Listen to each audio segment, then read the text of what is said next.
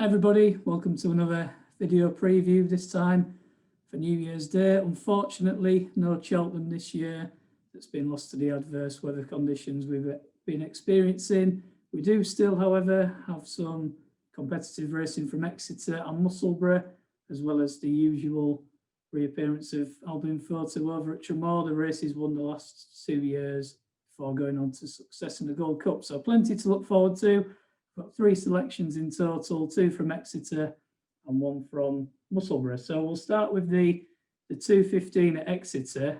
It's a novice handicap chase, and horse that is a fragile sort. He's only ran once since March 2019, but it might be worth taking a chance on Fly to Mars. He's trained by Colin Tizard, and he made what you can only be called a considerate reappearance in a novice hurdle at Aintree.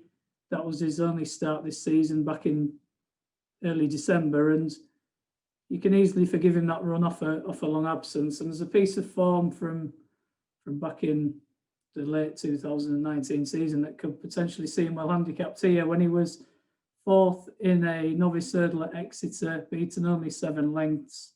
The 3 that beat him were Umbrigado, that's now rated 140, Astilland's now rated 141, and Come On Teddy's now rated 133p, and Fly to Mars makes his chasing debut here off a BHA mark of 120. So there's definite potential off his current mark.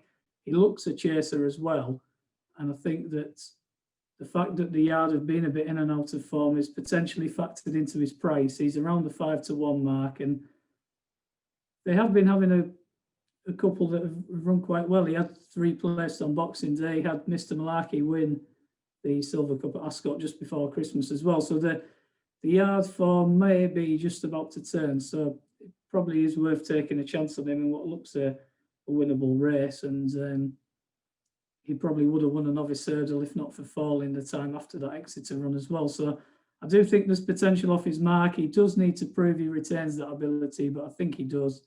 And he could well be worth chancing in that 2:15. So moving on to the next selection, it's a 2:50. It's a 3-mile handicap chase. It's another unexposed type, this time for Venetia Williams in Hold That Taut, who's made a really encouraging life to chase in. He was 2nd in a handicap at Lingfield to a horse called Gleno of Gary Moores, who's since won again. And he was then 3rd in what looked a really strong novice handicap at Ascot, behind the Machine, who came out and ran creditably enough at Newbury just the other day.